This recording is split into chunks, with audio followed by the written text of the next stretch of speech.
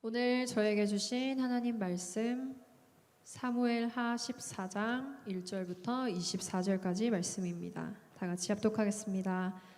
스루야의 아들 요압이 왕의 마음이 압살롬에게로 향하는 줄 알고 드고아에 사람을 보내 거기서 지혜로운 여인 하나를 데려다가 그에게 이르되 청하건대 너는 상주가 된 것처럼 상복을 입고 기름을 바르지 말고 죽은 사람을 위하여 오래 슬퍼하는 여인같이 하고 왕께 들어가서 그에게 이러이러하게 말하라고 요압이 그의 입에 할 말을 넣어주니라. 드고아 여인이 왕께 아랠 때에 얼굴을 땅에 대고 엎드려 이르되 왕이여 도우소서 하니 왕이 그에게 이르되 무슨 일이냐 하니라. 대답하되 나는 진정으로 과부니이다. 남편은 죽고 이 여종에게 아들 둘이 있더니 그들이 들에서 싸우나 그들을 말리는 사람이 아무도 없으므로 한 아이가 다른 아이를 쳐 죽인지라. 온 족속이 일어나서 당신의 여종 나를 핍박하여 말하기를 그의 동생을 쳐 죽인 자를 내놓으라. 우리가 그의 동생 죽인 죄를 갚아 그를 죽여 상속자 될 것까지 끊겠노라 하오니 그러한즉 그들이 내게 남아있는 숯불을 꺼내 내 남편의 이름과 씨를 세상에 남겨두지 아니하겠나이다 하니 왕이 여인에게 이르되 내 집으로 가라. 내가 너를 위하여 명령을 내리리라 하는지라. 드고아 여인이 왕께 아뢰되 내 주 왕이여 그 죄는 나와 내 아버지의 집으로 돌릴 것이니 왕과 왕위는 허물이 없으리이다. 왕이 이르되 누구든지 내게 말하는 자를 내게로 데려오라. 그가 다시는 너를 건드리지도 못하리라 하니라. 여인이 이르되 청하건대 왕은 왕의 하나님 여호와를 기억하사 원수 갚는 자가 더 죽이지 못하게 하옵소서. 내 아들을 죽일까 두렵나이다 하니 왕이 이르되 여호와께서 살아계심을 두고 맹세하노니 내 아들의 머리카락 하나도 땅에 떨어지지 아니하리라 하니라. 여인이 이르되 청하건대 당신의 여종을 용납하여 한 말씀을 내 주 왕께 여쭙게 하옵소서 하니 그가 이르되 말하라 하니라. 여인이 이르되 그러면 어찌하여 왕께서 하나님의 백성에게 대하여 이 같은 생각을 하셨나이까. 이 말씀을 하심으로 왕께서 죄 있는 사람같이 되심은 그 내쫓긴 자를 왕께서 집으로 돌아오게 하지 아니하심이니이다. 우리는 필경 죽으리니 땅에 쏟아진 물을 다시 담지 못함 같을 것이오나 하나님은 생명을 빼앗지 아니하시고 방책을 베푸사 내쫓긴 자가 하나님께 버린 자가 되지 아니하게 하시나이다. 이제 내가 와서 내 주 왕께 이 말씀을 여쭙는 것은 백성들이 나를 두렵게 하므로 당신의 여종이 스스로 말하기를 내가 왕께 여쭈오면 혹시 종이 청하는 것을 왕께서 시행하실 것이라. 왕께서 들으시고 나와 내 아들을 함께 하나님의 기업에서 끊을 자의 손으로부터 주의 종을 구원하시리라 함이니이다. 당신의 여종이 또 스스로 말하기를 내 주 왕의 말씀이 나의 위로가 되기를 원한다 하였사오니 이는 내 주 왕께서 하나님의 사자같이 선과 악을 분간하심이니이다. 원하건대 왕의 하나님 여호와께서 왕과 같이 계시옵소서. 왕이 그 여인에게 대답하여 이르되 바라노니 내가 내게 묻는 것을 내게 숨기지 말라. 여인이 이르되 내 주 왕은 말씀하옵소서. 왕이 이르되 이 모든 일에 요압이 너와 함께 하였느냐 하니 여인이 대답하여 이르되 내 주 왕의 살아계심을 두고 맹세하옵나니 내 주 왕의 말씀을 좌로나 우로나 옮길 자가 없으리이다. 왕의 종 요압이 내게 명령하였고 그가 이 모든 말을 왕의 여종의 입에 넣어 주었사오니 이는 왕의 종 요압이 이 일의 형편을 바꾸려 하여 이렇게 함이니이다. 내 주 왕의 지혜는 하나님의 사자의 지혜와 같아서 땅에 있는 일을 다 아시나이다 하니라. 왕이 요압에게 이르되 내가 이 일을 허락하였으니 가서 청년 압살롬을 데려오라 하니라. 요압이 땅에 엎드려 절하고 왕을 위하여 복을 빌고 요압이 이르되 내 주 왕이여 종의 구함을 왕이 허락하시니 종이 왕 앞에서 은혜 입은 줄을 오늘 아나이다 하고 요압이 일어나 그슬로 가서 압살롬을 데리고 예루살렘으로 오니 왕이 이르되 그를 그의 집으로 물러가게 하여 내 얼굴을 볼 수 없게 하라 하매 압살롬이 자기 집으로 돌아가고 왕의 얼굴을 보지 못하니라. 아멘. 아멘. 성경 봉독하느라 시간하고 수고하셨습니다. 24절까지 말씀인데 굉장히 길죠. 오늘 말씀을 잠깐 요약을 해보자면 다윗의 마음이 하나의 딜레마에 빠진 거죠. 암논을 죽인 것에 대해서 압살롬에게 화가 나기도 하면서 또 압살롬이 망명 생활을 하고 왕의 지위를 잃어버리고 멀리 떠나 있는 것에 대한 안타까운 마음도 있는 거예요. 근데 세월이 이렇게 지나니까 마음이 점점 더 암논을 잃은 것에 대한 어떤 슬픔이나 분노보다 압살롬에 대한 긍휼의 마음이 점점 더 많이 생긴 것이죠. 그것이 이제 13장 39절에 말씀 나온 것처럼 다윗 왕의 마음이 압살롬을 향하여 간절하니라고 돼 있어요. 죽은 사람은 어쩔 수 없고 살아있는 아들은 저렇게 계속 살 수는 없지 않느냐라고 하는 이제 긍휼의 마음이 다윗에게 생긴 거죠. 이런 다윗의 어떤 심경의 변화를 가장 먼저 알아챈 사람이 누구냐 하면 요압이라고 하는 사람이에요. 그래서 요압이 드고아에 가서 아주 지혜로운 여인 하나를 데려옵니다. 드고아는 베들레헴 남쪽에 있는 작은 성읍이에요. 근데 이 드고아에는 뭔지 모르지만 영적인 기운이 좋은가 봐요. 나중에 아모스라고 하는 선지자가 이 드고아에서 또 출연하게 되는데, 드고아에는 지혜로운 사람이, 영적인 사람들이 많았나 봅니다. 여인 하나를 데려와서 그 여인에게 이렇게 하라고 하죠. 그래서 하나의 이야기를 만드는데, 그 이야기는 형제끼리 다투다가 한 형제가 다른 형제를 죽여서 아들 하나만 남았는데 정의를 실현해야 된다, 심판해야 된다는 사람들이 이 하나 남은 아들도 죽이려고 합니다라고 하는 과부의 탄원을 다윗 왕에게 아뢰서 어떻게 재판하는지 다윗 왕에게 그 재판의 결과를 맡기는 것이죠. 다윗 왕이 그것을 재판을 하면서 뭔가 이상한 느낌을 받아요. 압살롬과 암몬의 경우를 생각하게 되고, 요압이 이런 일들을 시켰느냐 이렇게 물어보고, 그래서 압살롬을 용서하고 그술 땅에 자기 외할아버지 집에 도망가 있는 압살롬을 데려오게 됩니다. 그게 이제 오늘 이야기입니다. 우리가 가장 먼저 살펴보려고 하는 것은 다윗이 밧세바를 범한 사건의 여파가 어떤 영향력을 가지고 계속해서 흘러가는가 하는 것을 먼저 살펴봐야 돼요. 밧세바를 범한 사건, 말하자면 다윗 왕에게 있어서 치명적인 결함이 뭐냐면 성적인 부분에 있어서 명확하지 않다는 거죠. 하나님 앞에서 명확하지 않았기 때문에 그는 밧세바, 곧 충성스러운 신하 우리아의 아내를 범하는 정말 믿을 수 없는 죄를 짓게 됩니다. 이 죄로 인해서 하나님께서 그 아들을 죽이시고 또 그 형벌을 가하신 다음에 또 다윗을 용서하셨어요. 그럼 이제 회복이 돼야 되는데 회복이 안 돼요. 이 부분이, 성적인 부분이 막혀버린 것이죠. 다윗에게 있어서 어떤 판단력이나 또 이것을 가지고 공명정대하게 나라를 다스리는 방법에 있어 막혀버린 거예요. 그래서 어떤 일이 벌어지냐면, 암논이라고 하는 아들이, 왕자 중에 제일 큰 아들이죠. 이 아들이 자기의 어떤 지위를 가지고 이복 여동생 다말을 범한 사건, 성폭행 사건에 대해서 다윗이 관대해집니다. 다윗과 비슷한 죄를 저지른 거잖아요. 그러니까 다윗이 그 부분에 있어서 하나님 앞에서 바로 서고 올바른 관점을 회복했다면 어떻게 해야 돼요? 암논을 불러다가 너가 과연 그렇게 했느냐? 네 죄를 네가 알렸다. 뭐 이렇게 하고 혼을 내서 뭔가 형벌을 줘야 돼. 이게 정의를 실현하는 거죠. 그것을 가지고 암논을 죽이라는 말은 아니에요.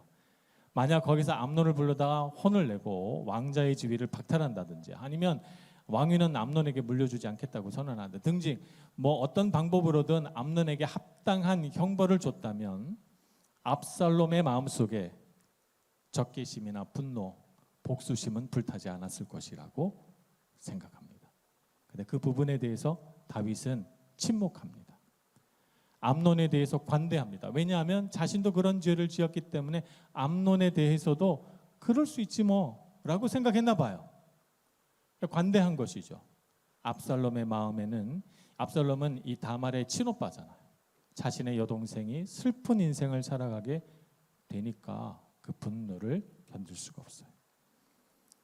그래서 어떻게 하죠? 자기가 정의를 실현하려고 하는 거예요.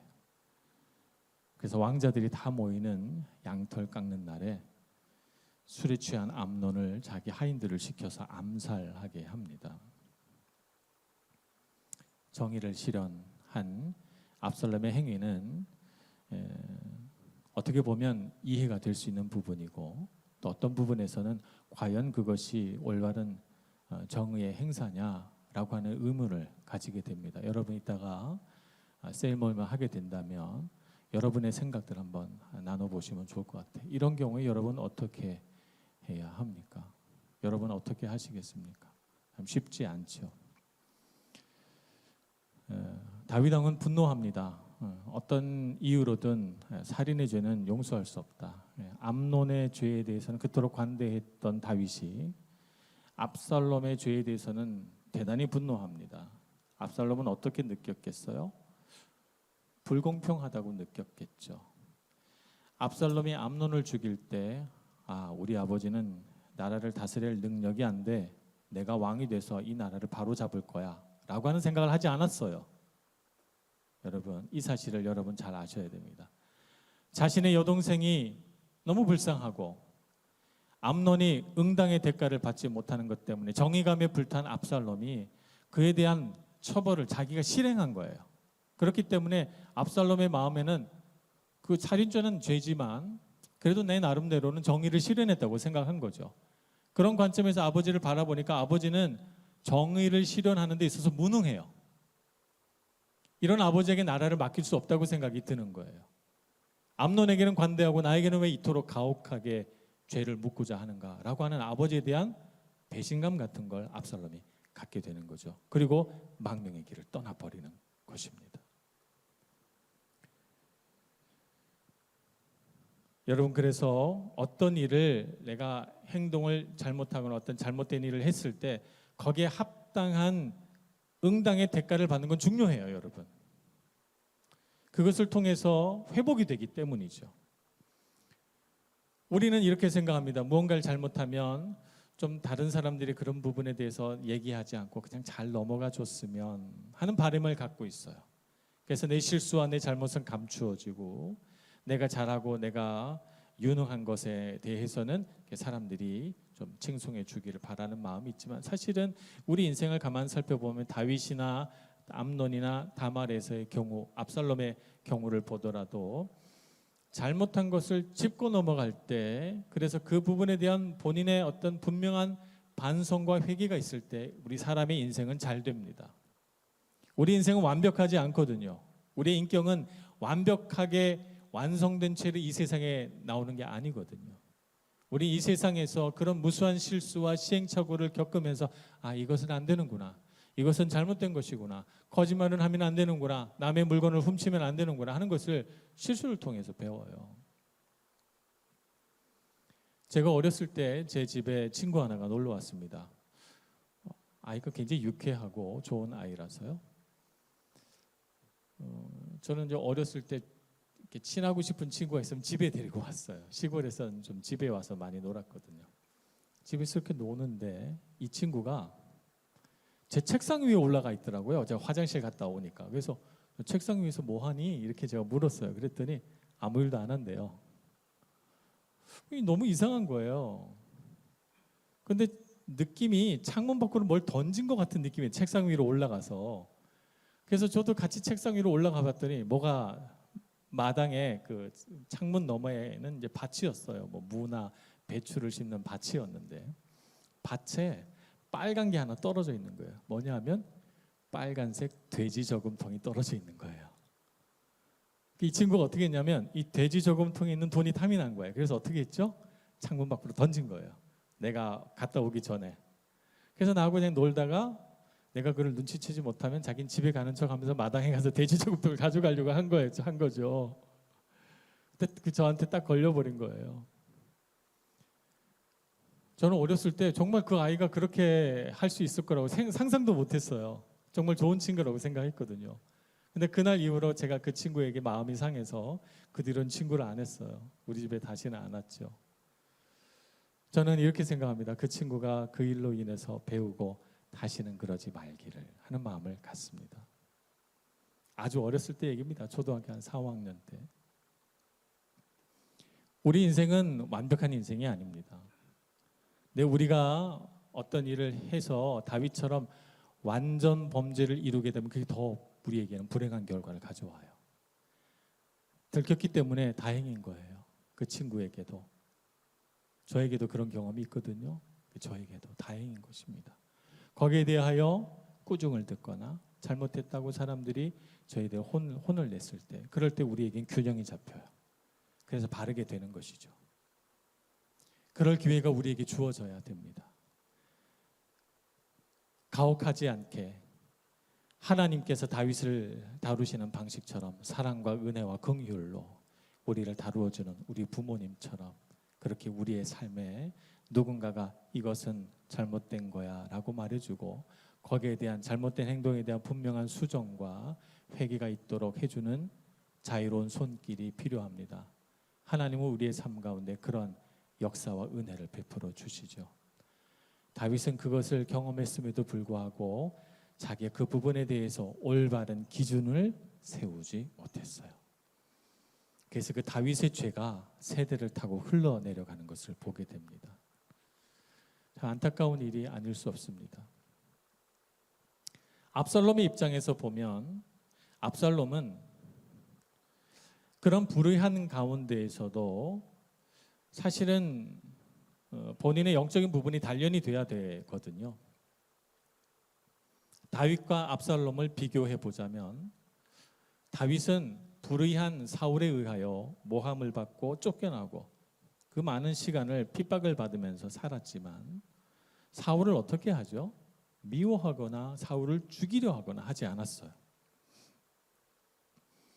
저 임금 사울은 나라를 다스릴 자격이 안 돼. 그러니 내가 저 사람을 죽여버리고 내가 왕이 돼서 새 나라를 일으켜야 돼 라고 생각하지 않았어요. 어떻게 생각했죠?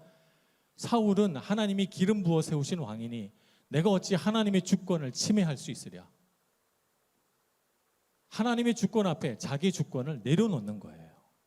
그래서 사울을 죽일 수 있는 두 번의 결정적인 찬스가 있음에도 불구하고 다윗은 사울을 죽이지 않아요.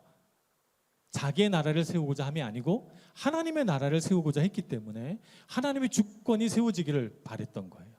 이것이 다윗이 위대한 점이고 다윗이 광야에서 훈련받은 가장 중요한 영적인 훈련이거든요. 근데 압살롬은 어떻습니까? 그도 광야로 갔어요. 자기의 외할아버지 집 그술 왕의 땅으로 갔는데 물론 진짜 광야는 아니지만 그 세월이 3년이란 세월이 광야 세월이죠. 그 세월 동안 그가 무엇을 배웠는가? 다윗 왕처럼 자기의 주권을 하나님 앞에 내려놓는 법을 배우지는 못했다. 그걸 배웠더라면 돌아와서 다윗 왕을 쫓아내고 내가 왕이 돼야지라고 하는 생각은 안 했을 테니까 말입니다. 우리는 어떤 인생을 살아야 합니까? 우리가 하나님 앞에서 성숙한 사람이 되고 우리 인생을 하나님 앞에 내려놓고 하나님의 주권이 이루어지는 인생을 산다는 것은 내 나라를 세우는 것이 아니라 하나님의 나라를 세우는 거예요. 내 인생 가운데. 그러려면 어떻게 해야 돼? 내 주권을 자꾸 내려놔야 돼요. 우리가 살다 보면 어려운 일도 생기고 억울한 일도 생기고 때로는 내가 인내하고 참아야 하는 고난도 있습니다. 근데 그 고난 앞에서 이건 이래야 되고 저건 저래야 돼 라고 생각해서 내 의지와 내 주권을 가지고 자꾸 내가 옳다고 생각하는 방식으로 살게 되면 결국에는 그 모든 내가 이룬 내 주권을 가지고 만들어낸 일들이 결국 나에게는 화가 됩니다. 내 주권을 가지고 내가 정의를 실현해야지 라고 생각해서 암논을 죽이고 나니까 압살롬의 인생이 점점 이상하게 변해가기 시작합니다. 참으로 머릿결이 아름답고 인물이 출중하고 누가 봐도 정말 왕자처럼 생긴 이 멋진 왕자가 이상한 모습으로 변질되고 일그러지기 시작하는 것이죠. 그 아름다운 모습을 잃어가기 시작합니다. 여러분 정말 힘들더라도 하나님의 주권을 내 주권보다 중요하게 여기는 영적인 훈련을 배워가시길 축복합니다. 여러분의 관계 안에서 내가 옳다고 생각하는 대로 행동하지 말고 하나님은 내 삶 가운데 무엇을 원하실까 생각하시면서 여러분이 옳은 대로 행동하기 전에 먼저 인내하고 참고 기다리고 여러분을 성숙시켜 가는 방법을 배워가시길 바라요. 그러면 여러분의 삶 가운데 은혜로운 열매들이 많이 맺혀질 것입니다. 다윗과 압살롬이 뭐가 다르냐? 다윗이 그 무수한 실수와도 불구하고 왜 다윗은 위대한 왕이 됐고 압살롬은 그 아름다운 외모와 출중한 능력을 가지고도 왜 다윗처럼 위대한 왕으로 칭송받지 못하는가? 하나님의 주권을 인정하지 못했기 때문입니다.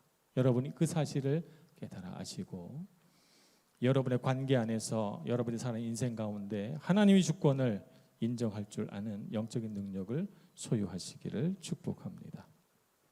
오늘 이야기에는 한 지혜로운 여인이 등장하죠. 이 여인이 이야기를 풀어냅니다. 이야기를 풀어내는데 보면 언뜻 떠오르는 또 다른 이야기가 생각이 나요.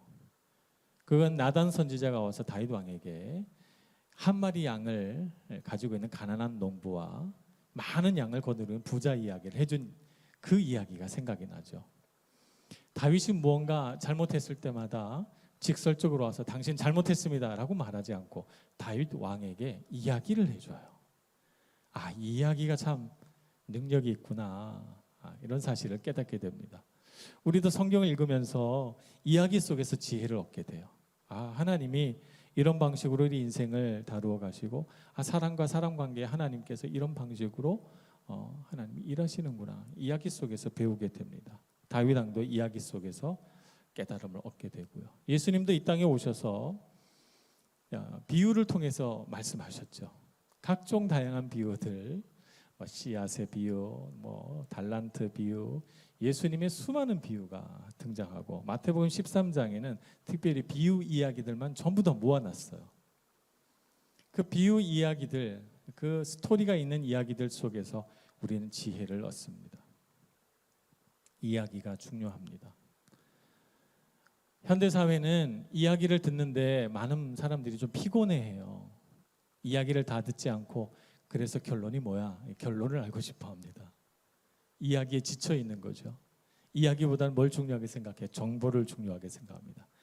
정보를 골라 가지고 그 정보를 내가 알고 있으면 올바른 판단을 내릴 수 있다고 생각합니다. 그렇지 않습니다, 여러분. 관계라고 하는 것은 정보에 기초하고 있지 않아요. 관계는 이야기입니다. 이야기라고 하는 것은 인격적인 소통이 필요하다는 거예요. 그 사람의 이야기를 끝까지 들어주면서 그 사람의 감정이 무엇인지, 생각이 무엇인지, 과연 그 사람이 무엇을 원하는지를 알고 그 이야기 속에 함께 들어가 있음으로 인해서 관계가 맺어지는 거예요. 여러분의 관계, 우리 교회 안에서의 관계도 마찬가지입니다. 우리 한 사람 한 사람이 다 이야기가 있어요. 살아온 이야기가 있고 지금도 내 마음속에서 이야기가 만들어지고 있어요. 그런데 그 사람의 이야기에 관심이 없으면 관계가 안 맺어져요. 그 사람이 가진 자원, 그 사람이 갖고 있던 능력, 그 사람이 갖고 있는 어떤 좋은 점들을 가지고 그 정보를 가지고 관계를 맺을 수는 없어요. 그건 그 사람이 아니기 때문이죠. 진짜 그 사람은 누구예요? 그 사람이 이야기예요. 그 사람이 가지고 있는 삶의 이야기들, 그 이야기에 귀를 기울여 들어주고, 그렇구나, 너가 그런 인생을 살았구나, 그렇구나, 너는 그런 인생을 꿈꾸는구나, 이야기에 귀를 기울일 때 인격적인 관계가 맺어집니다. 하나님께서 단순히 나는 정의를 실현하는 하나님이시고 나는 사랑의 하나님이다 라고 말하지 않고 예수 그리스도를 이 땅에 내려보내셔서 그분을 통해서 이야기를 만들어내십니다. 그분의 삶의 이야기, 그분의 어떤 순간에 어떤 선택을 했고 어떤 결정을 했는지 우리에게 이야기로 들려주십니다. 그분의 이야기를 듣고 우리는 하나님은 정말 사랑의 하나님이시고 정의의 하나님이셔서 우리의 모든 죄를 십자가 위에 그 아들, 사랑스러운 아들의 생명값으로 못 박아 우리 죄를 사해 주셨구나 라고 하는 이야기로 우리 구원을 받아들이게 되는 거예요. 여러분, 그러니 귀를 기울여 주세요. 들어주세요. 이야기에 귀를 기울여 들어주시고 우리 삶의 이야기가 하나님의 이야기와 섞여서 진실하고 인격적이고 아름다운 이야기가 되어 여러분이 하는 이야기를 누구든지 잘 들어주는 인격적인 관계가 우리 관계 안에 있기를 축복합니다. 그래서 우리가 다 남자 여자가 다르고 나이가 다르고 각종 다양한 직업들과 삶의 비전들을 갖고 있어도 우리는 다 아름다운 이야기를 갖고 있어요. 오늘 우리 함께 말씀을 나누면서 그 아름다운 이야기에 귀를 기울이고 서로가 서로에게 들을 만한 이야기들을 잘 들어서 서로에게 위로자가 되어 주시는 여러분 모두가 되시길 축복합니다. 기도하겠습니다.